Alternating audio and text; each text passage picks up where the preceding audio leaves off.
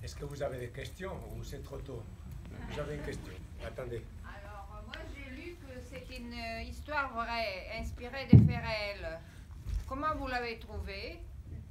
Et comment vous avez filmé le géant? Est-ce que ce jeune homme est vraiment grand ou... C'est un truc.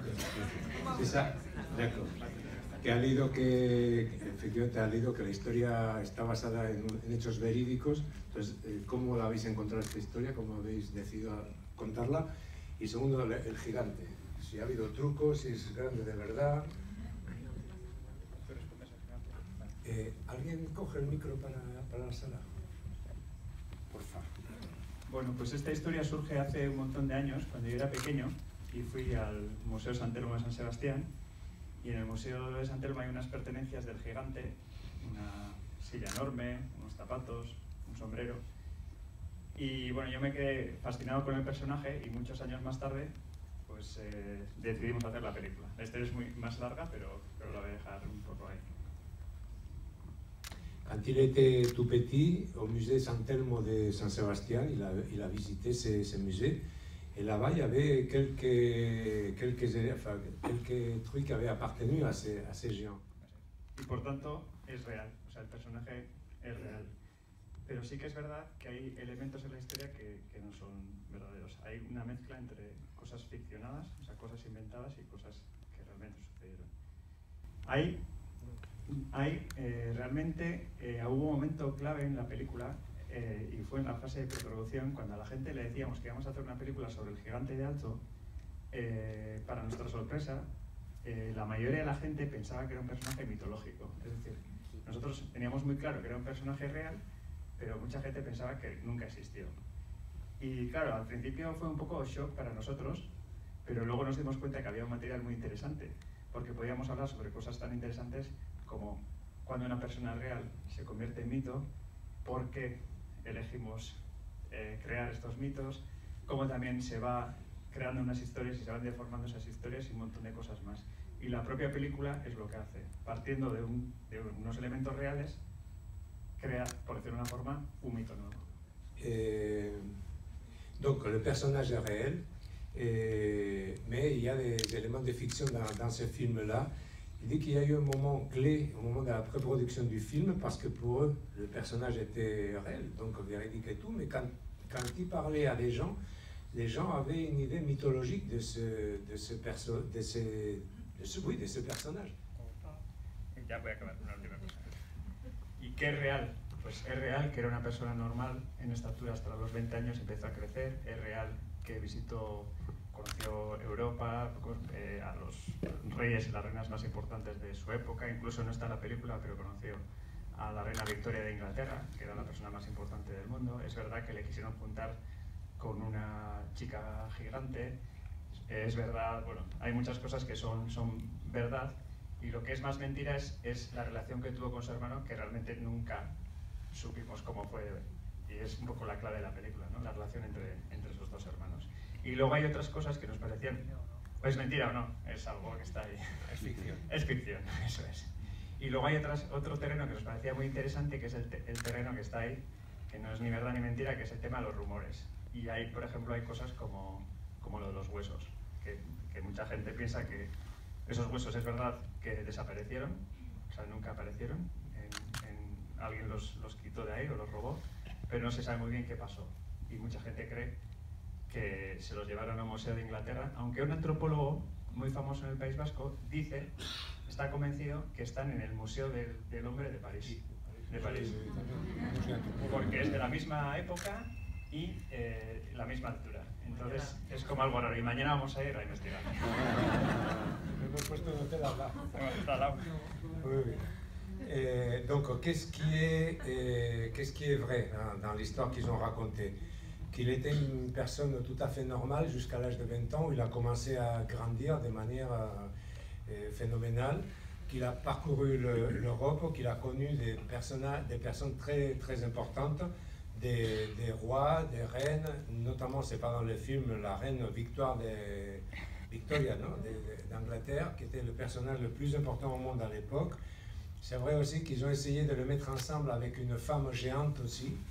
Et par contre, là où il y a de la fiction, c'est le rapport qu'il avait avec son frère, parce que là-dessus, il n'y a rien.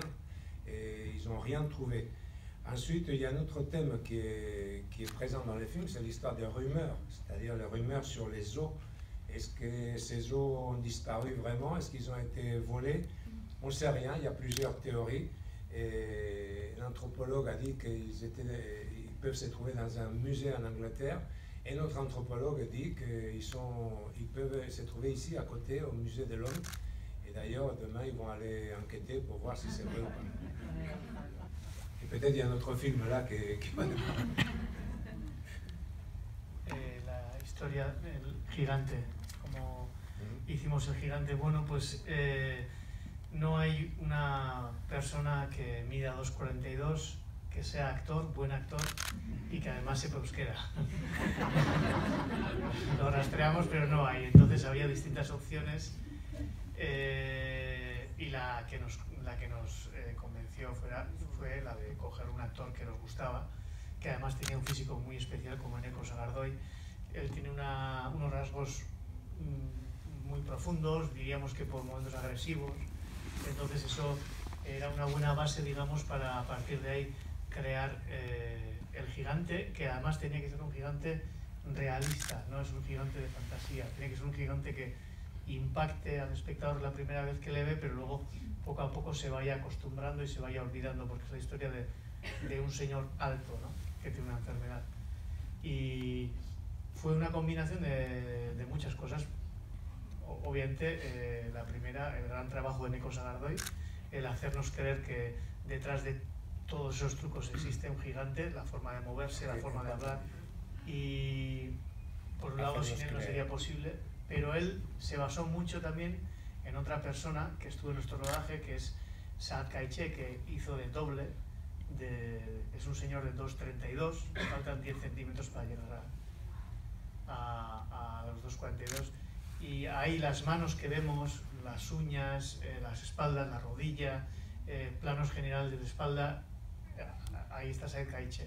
Ese Saad Kaiche es el que de alguna manera completa la credibilidad, digamos, de él.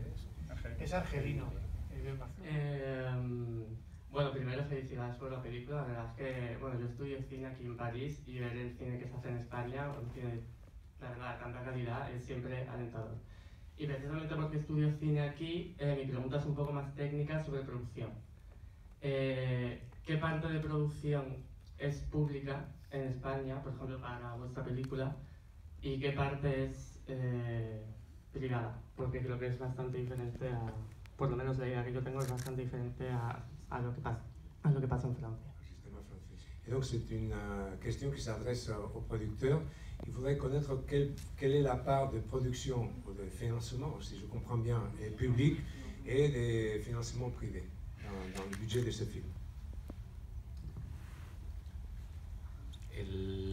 Entre financiación pública y privada entiendo ayudas públicas y no tanto televisiones públicas comprando derechos de la película. Entonces, de ayudas, el tope legal es 50%.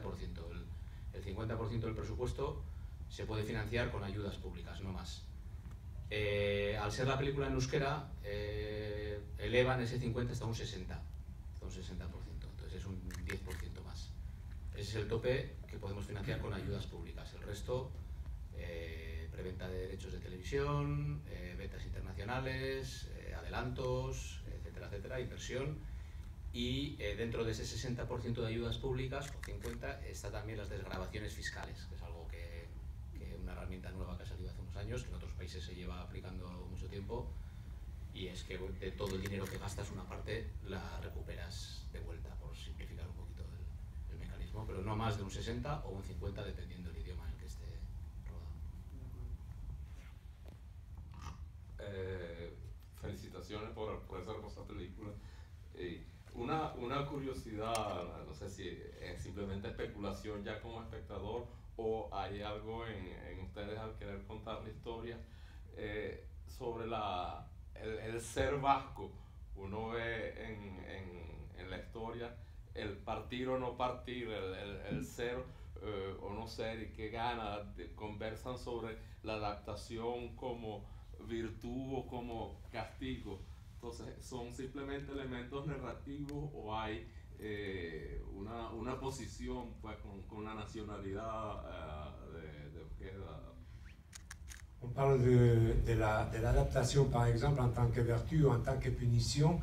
Est-ce que cette histoire de la nationalité est aussi un sujet que vous avez voulu traiter dans le film? Bueno, lo cierto es que nosotros nos inspiramos un poco en la realidad que tenemos cerca. Entonces, como he comentado, pues por ejemplo, esta es una historia de mi infancia, entonces en esa historia pues hay muchos elementos que tienen que ver también conmigo mismo y con la gente que me rodea, ¿no? Y todas nuestras películas en el fondo, o sea, parten de nuestra sociedad, por decirlo de una forma. Entonces, no es algo que lo hagas de forma consciente, sino que sale así porque es como más fácil y crees también que tiene un valor, ¿no?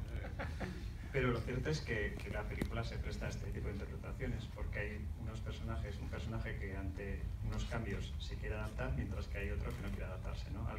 Hay quienes se cierran al cambio, por decir una forma, y hay otros quienes abrazan el cambio, ¿no? O sea, eso se ve sobre todo en los dos hermanos, ¿no? Porque hay un hermano, que es Miguel Joaquín Eliz, que no deja de cambiar, como es la propia sociedad que está viviendo, no deja de crecer, ¿no?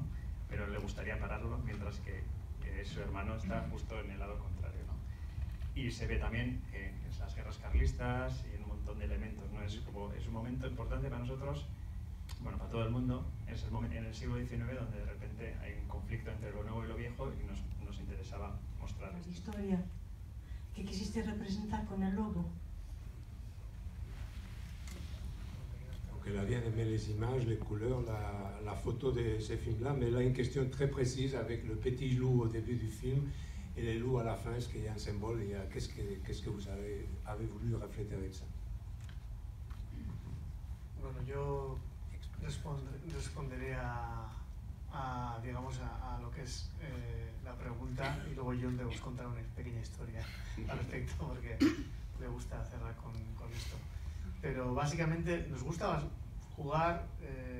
La película anterior también había ovejas. Nos gusta también que las películas a veces al menos propongan distintas lecturas, distintas capas, y que luego el espectador decida si quiere entrar en ese juego o no, pero al menos que estén ahí, ¿no? En el caso del lobo, siempre hemos comentado que representa el cambio. O sea, representa, digamos, de alguna manera, metafóricamente, eso que va a venir. Estamos hablando del siglo XIX, al comienzo de la película vemos una batalla entre carlistas y liberales, el viejo y el nuevo mundo, lo que decía John, ¿no?